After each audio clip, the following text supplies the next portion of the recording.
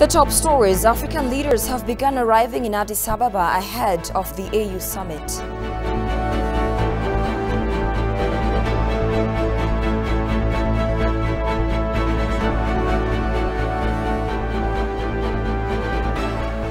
And legal and institutional mechanisms said to help deal with coups and military takeovers in the continent.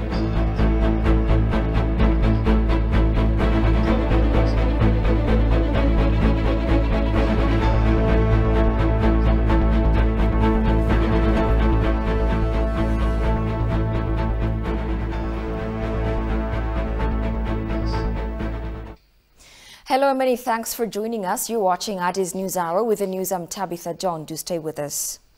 Prime Minister Abiy Ahmed and his high-level delegation has visited drought-hit areas in Borno Zone, state of Oromia.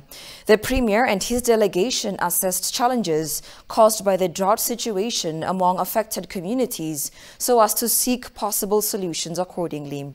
On the occasion, the Premier noted that as the Horn region grapples with severe drought, communities like those in Borno Oromia region are also gravely affected. While confronting the climate shock by supporting communities in need in the short term, medium-term water development initiatives will enable proactive responses, the Prime Minister underlined. African leaders have begun arriving in Addis Ababa ahead of the 35th summit slated for Saturday, February 5th, 2022. Accordingly, President Lazarus Chakwera of Malawi arrived here in Addis Ababa late this afternoon. Take a look at this.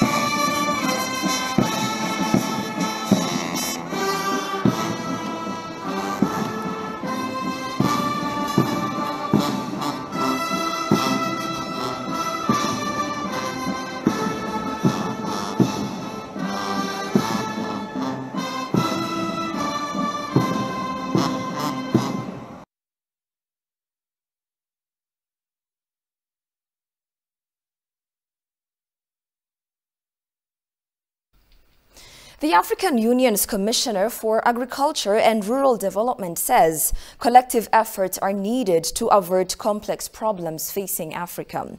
The COVID-19 pandemic has disrupted various sectors, while the continent is yet to find remedies for intermittent coups and conflicts. The Commissioner says building resilient food systems should not be a task left for tomorrow. Goshuma Liso has this report. It is the second day since the 40th ordinary session of the AU ministerial meeting began its headquarters at Addis Ababa. The Council is deliberating on various issues. The summit taking place in Addis Ababa is a big deal for Ethiopia because it disposes the Western exploiters to move the conference out of Addis and its media rhetoric that Addis Ababa is unsafe. Various groups, including the US with its fake alert, were lobbying to relocate the AU conference out of Addis Ababa. But African leaders show solidarity with Ethiopia, and the meeting is taking place in Addis Ababa. Briefing the media, the AU Commissioner for Agriculture and Rural Development said collective efforts are needed to find lasting solutions to conflicts, climate change and hunger in Africa. We have the nexus of conflicts, climate change and hunger on the continent. This is really a reality that is happening in our continent, and we need to address it, collectively with all our member states, both at the regional level and at the national level, so that we can mitigate all these effects of conflicts, hunger in Africa and climate change. COVID-19 disrupted various sectors in the continent. Speaking to the media, the commissioner said building a resilient food system is a topmost priority. We have to look at the impact of this COVID in all the sectors of life, like we have tourism, we have agriculture. How is it affecting, with COVID? Because most of this industry were paralyzed. Building a resilient food system in Africa post-COVID-19 and a call for action. The commissioner urged African heads of states to invest more on agriculture to ensure economic transformation. African governments do not invest much in agriculture, and we have this challenge. Whereas agriculture is the backbone for African economy and for Africa's socio-economic transformation. We cannot doubt it. We cannot have 70% of our population being rural and practicing agriculture to feed our people, and we are not receiving investment on the sector. The continent expends $45 billion to purchase food items per annum. Prime Minister Abiy Ahmed has extended a welcoming message to participants of the 35th Ordinary Session of the AU Assembly. Quote-unquote, after a 2-year interruption due to COVID-19, Ethiopia welcomes the resumption of the AU Summit in its capital city, Addis Ababa, which has been gearing up to warmly receive our fellow brothers and sisters, the Premier noted on his Twitter page. The 40th Ordinary Session of the Executive Council, Ministerial Session of the AU, was kicked off yesterday, and the 35th Ordinary Session of the AU Assembly for Heads of State and Government will be opened on 5th February 2022.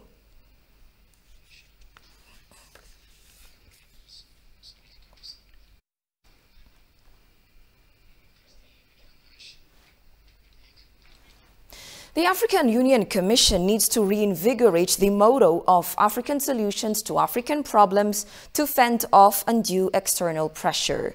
While talking to ETV, Executive Director of Coalition on Media and Education for Development of Africa Forum, CAFOR, said prioritizing African problems remains critical in a bid to surmount an array of challenges facing the continent like climate change, pandemics, and unconstitutional transitions. Take a listen to this. We in Africa, we need to sit down. That's why the African Union is there. Let us solve our problems ourselves. Let's solve African problems using African solutions and not get foreigners to interfere in Africa. And all these things about aid and all these things, I think Africa should now, we should look internally. Let us look how we can support our own development. Because anytime you go to the Western countries or Eastern countries, wherever you go, I mean, there are strings attached. And they have so much influence over you. And they can interfere and do whatever they want to do to your country. And that's not good. Let us look internally. Let us support each other in Africa. Let Africans support other Africans. Let us work together. And you see, there'll be a big difference. There'll be development. Cole urged African leaders to map out strategies of dealing with problems ranging from coups to climate change and the coronavirus pandemic. He stressed the importance of ensuring access to quality education across the continent. Good quality education for yourself. And that is what we don't have right now in the continent. We have over, 30 million children who are out of school in many, mostly in sub-Saharan Africa. They are not going to school, there's no learning taking place. And of course the COVID problem has actually increased the magnitude of the problem of lack of education in the African continent. Ethiopian Foreign Minister Demeke Mekonnen has held talks with his Moroccan counterpart Nasser Bourita on strengthening bilateral relationships between the two countries. During the discussion that was held on the margins of the ongoing AU ministerial session, Demeke said Ethiopia is keen on working with Morocco in tourism and agricultural sectors. It is to be recalled that Ethiopia and OCP Group, a Moroccan state-owned company, had signed a joint joint agreement in September 2021 to implement a fertilizer production project in Dire Dawa. Meanwhile, Dammeka also met today Tunisia's Minister of Foreign Affairs, Migration and Tunisians Abroad, Othman Jarandi, to discuss bilateral relationships and issues of common concern. The discussion was held on the sidelines of the ongoing AU ministerial meeting in Addis Ababa.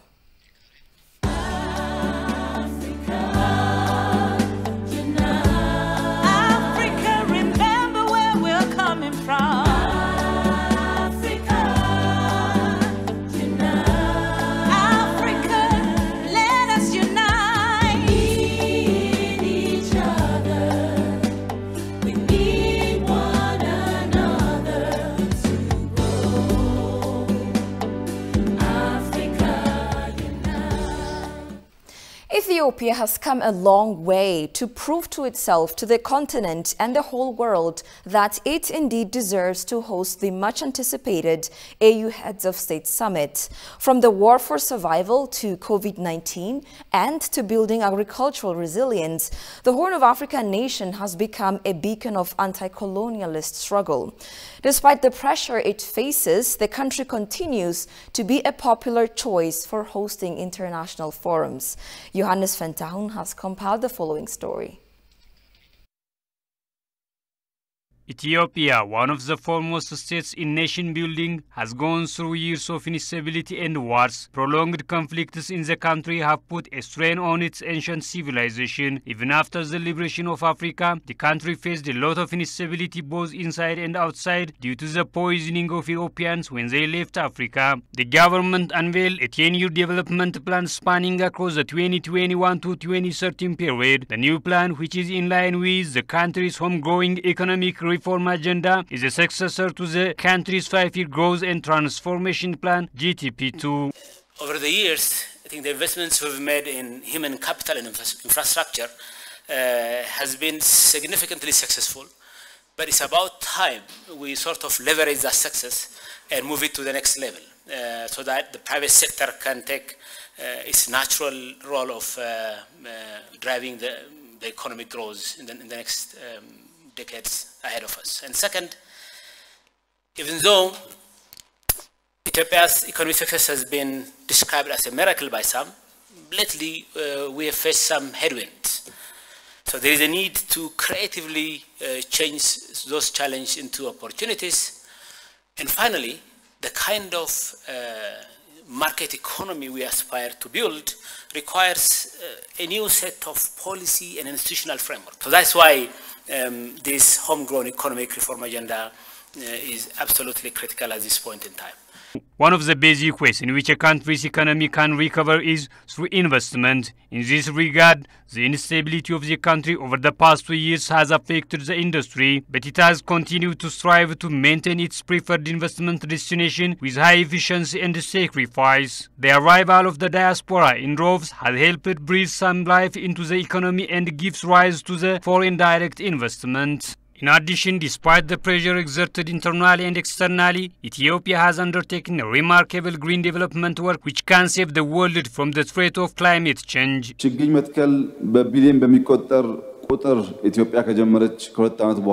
After billions of seedlings have been planted in Ethiopia, many countries have started following suit. This positive influence is very important, but in order for the positive impact to be sustained, it needs to be implemented in our country. It's important to grow seedlings, but we must see them grow into trees. For that, maintenance is required. We must cope with the pressures of this system of things. In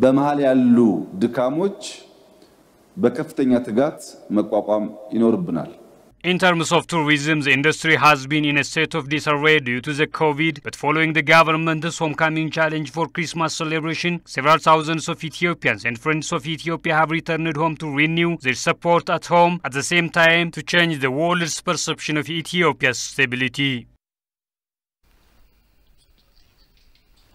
Ethiopia has been hosting a number of conferences for several decades. 1963 sets history in the making. It was a remarkable year for Ethiopia and the entire Africans as well, when the Organization of African Unity, OAU, held its very first conference in the capital, Addis Ababa. Since then, Ethiopia has been hosting international conferences and has triumphantly remained the continental capital. One of the steps the nation took soon after the transition of the OAU to the AU was naming Addis Ababa streets after African nations. Our staff reporter, Tigist Sarnisa, will take you through the vibe in the capital. Take a look. Just 3 months ago, Western powers plotted to move conferences away from Addis Ababa, alarming foreigners to flee Ethiopia in droves with flags warning about alarming security situations. This weekend, traffic is moving in the opposite direction, as delegations from across Africa fly in for the latest summit of the African Union this weekend, an event which is a heavy blow to those who were prophesying the doomsday here. Ever committed to the African cause, Ethiopia took a step in the right direction in 2004 by naming Addis Ababa street after African nations. Ethiopia named several streets after African countries, which shows Ethiopia's commitment and role in unifying Africa. This is Africa Avenue, one of the streets that Ethiopia named after African countries. Historically, pulling away the seat of African Union from the capital Addis Ababa has been tried at several occasions by a number of factors. At one stage when Muammar Gaddafi of Libya had a surplus of dollars from his oil revenues, he, rather than strengthening the African Union, he thought he could buy any country for his short-term desires, like, say, moving the African Union from headquarters from Addis Ababa to Sirte, in the middle of nowhere in the desert. The summit will allow Addis Ababa, home of the African Union headquarters, to present itself as a strong, stable host for its neighbors after over a year of conflict in the country's north. Addis Ababa has finalized preparations to host the 35th AU Heads of States ordinary session, set to begin the coming Saturday. To this end, its streets have been whitewashed in the vibe running high. Mother of Black Nations Independence, Ethiopia has been hosting several events in Addis Ababa. This year's AU Summit is going to be held here in Addis. Addis Ababa is beautified with leaders' pictures and slogans that magnifies African unity. Tigist Sarnisa for ETV. Ethiopia is brimming with Pan-Africanism as high-level continental leaders will head to the capital to take part in the 35th Ordinary Summit of Heads of State and Government of African countries. After a 2-year interruption due to COVID-19, Ethiopia has once again managed to host the AU Summit in its capital city. Known as one of the finest tourist destinations in Africa, the Ethiopian capital offers an array of splendid experiences unrivaled by other cities. As the third largest city in Africa, Addis Ababa is a renowned commercial hub and is home to the African Union. Here again is another glance at the blooming vibe in the city with our staff reporter, Jerusalem Betzaha. Take a look.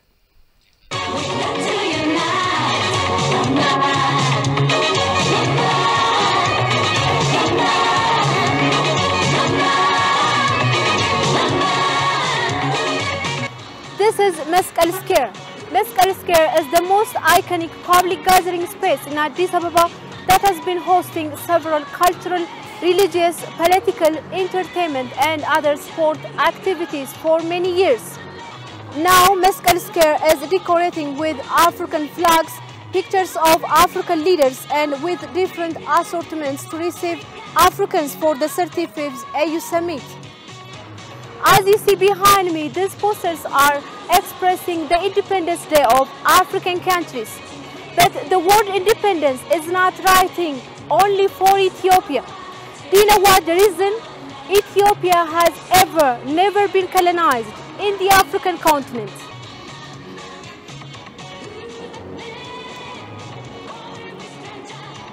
Dear African brothers and sisters, if you decide to come to Addis Ababa and to visit Meskel Square, this is another opportunity to taste Ethiopian authentic coffee. Wow, it's wonderful.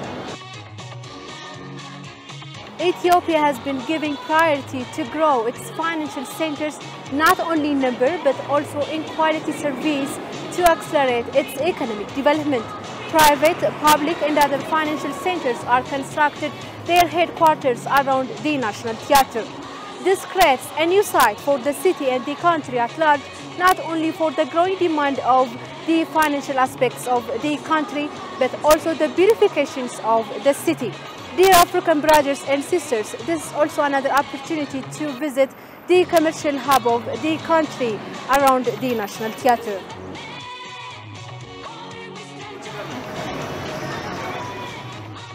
Ethiopian traditional costumes are exotic and represent rich history and culture. They are made of woven cotton.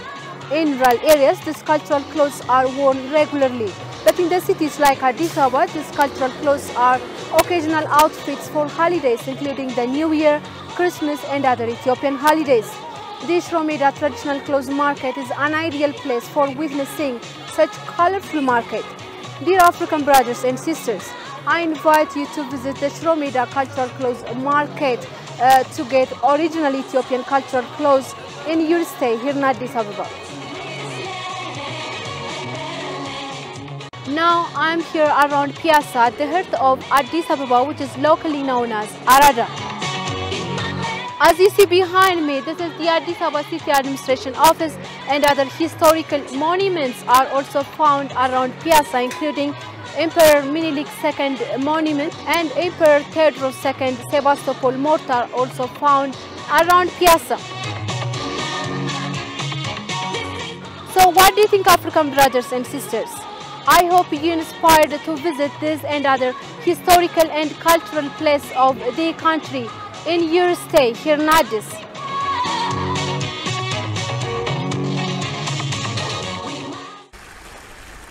They come together from all over the continent in the city that gave birth to the concept of African unity.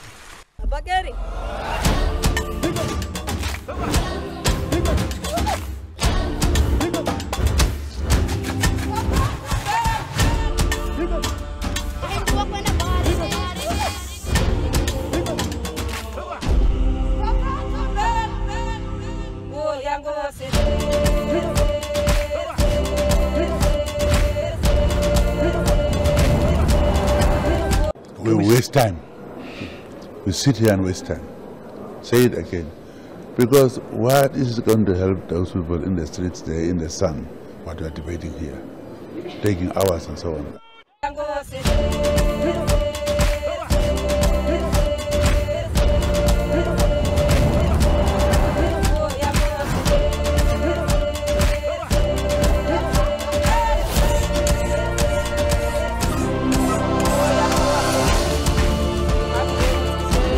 Having a predictable financing for our security financing programs and also development programs is a prerequisite.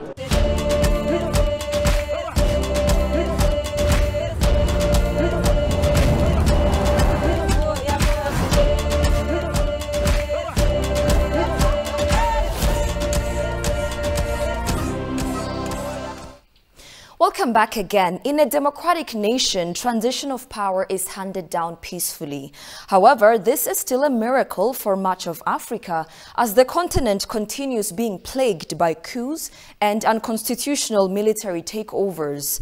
In an exclusive interview with ETV, a legal expert, Tamrat Warqineh, recommended that legal and institutional mechanisms must be applied to find remedies to these problems. He commended the AU for its interference in some hotspots where the military has continued to create problems. Shagao Yamato has the details. Unconstitutional power transition has become a mechanism of grabbing power. West Africa, Somalia and Burkina Faso have witnessed these horrifying events, whereas neighboring Sudan has yet to remedy the mounting public outreach against military takeover. All of these power transitions have resulted in the killings of civilians and property damages.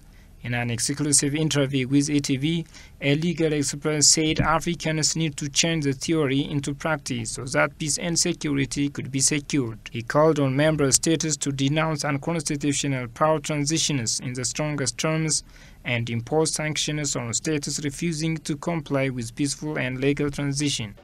One of the principles that are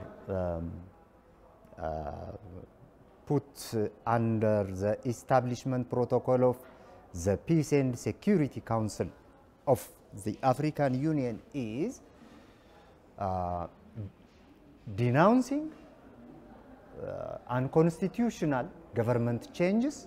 So the African Union has delegated the African Peace and Security Council to follow up this kind of developments. This play important role in peacekeeping and maintaining stability in the African region. The summit follows a spate of recent coups on the continent, the latest occurring less than 2 weeks ago in Burkina Faso. On Tuesday night, Guinea-Bissau President Umaro Sissoco Embalo survived again attacks that both the African Union and the West African bloc ECOWAS denounced as a coup attempt. The following day, addressing a meeting of foreign ministers preceding this weekend summit for heads of state, African Union Commission Chair Moussa Faki Mohamed condemned a worrying resurgence of military coups. The African Union's 15-member security body has suspended Burkina Faso, Mali, Guinea and Sudan over their unconstitutional changes in power. He said that good governance which can accommodate the interests of the people in each country and African Union's interference are major ways to tackle conflict in the continent. There shall be a good governance in these regions, inclusive, which tries to accommodate the interests and the voices of the people around these areas. After the EU tries to intervene with its peacekeeping force, which is operational until today, we see now a better Somalia. There are many legal and institutional setups put in place. So we have to translate this into action. Regarding corruption, which is the other main bottleneck for all-rounded growth in the continent, Tamrat underlines that respect for rights and legal framework must be pursued to find lasting remedy.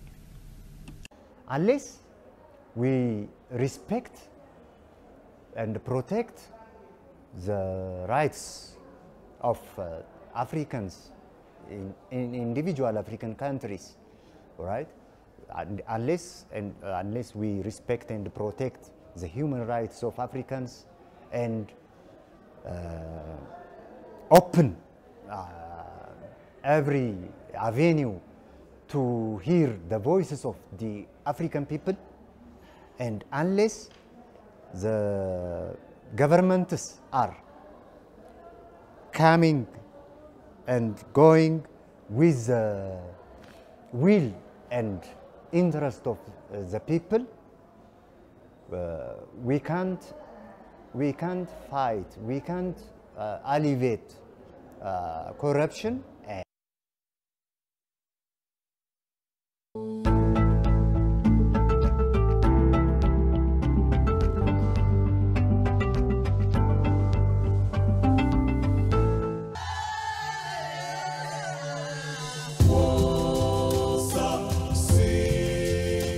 Colorful Cape Town is one of the most multiracial cities in the world.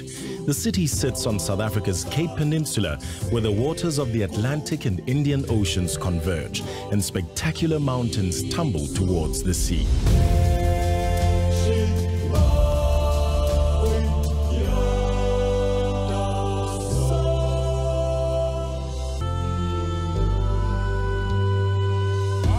For decades, Cape Town has been buffeted too by the crosswinds of social upheaval. But just like those early ships, Cape Town had endured some of history's most turbulent waters and set course to an optimistic future. Cape Town's central area is situated in the City Bowl. This amphitheater-shaped area begins at the edge of Table Bay and is backed by the iconic 2-mile-long plateau of Table Mountain.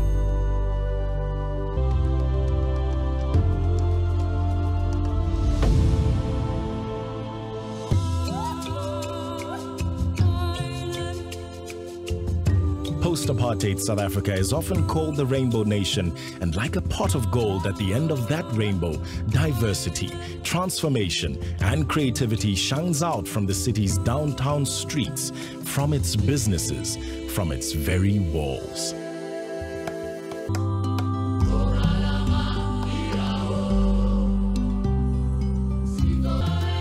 So come and savor the colors, hope, and freedom of Cape Town.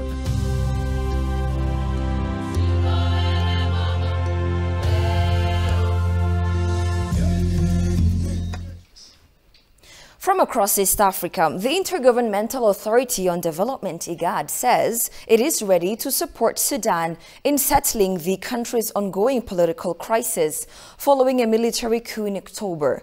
A delegation from the regional IGAD, which held several meetings with various Sudanese leaders, says it is determined to support parties in completing the democratic transition process, according to the executive secretary of the regional body.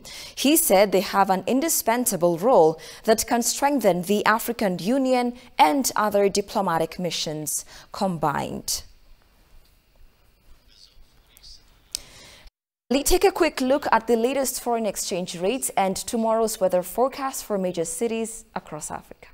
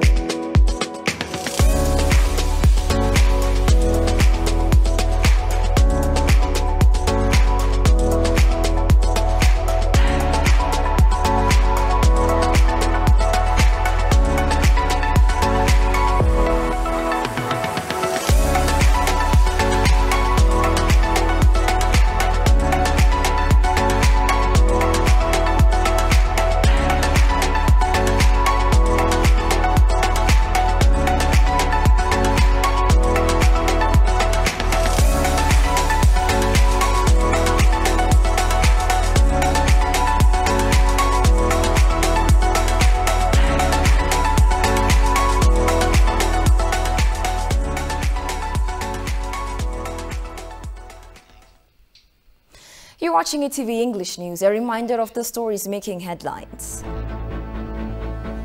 African leaders have begun arriving in Addis Ababa ahead of the AU summit.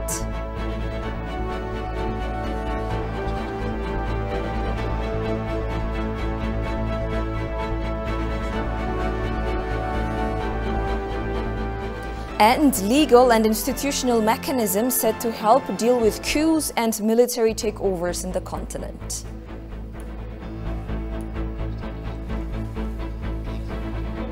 And that's all we had for now. I'm Tabitha John. Many thanks for watching. Have a good night and take care.